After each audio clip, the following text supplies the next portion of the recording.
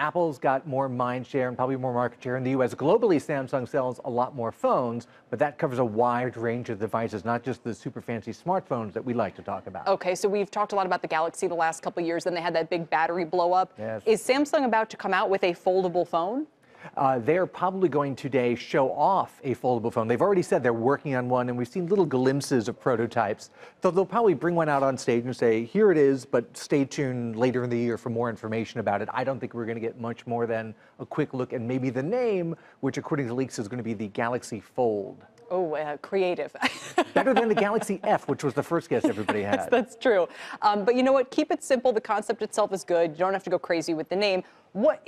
It's going to be a foldable smartphone. Do you know anything about how the screen is going to fold, how that would work? You know, several companies are working on versions of this now, and we saw a bunch of them at CES, the big tech trade show back in January.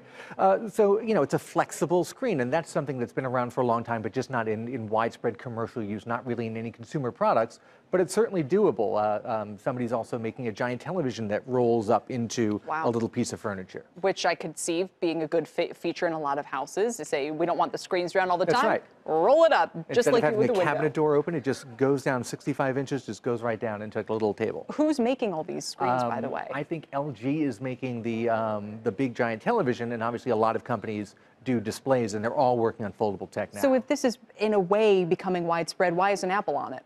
I'm sure they will be, but they are always a generation or two or a year or two behind on things. They say it's because they like to take their time and make sure they do it right. So they're going to have a 5G phone later than everybody else, just like they had a giant screen phone later than everybody else. But once they do it, everyone's going to say, oh, well, that's really fantastic.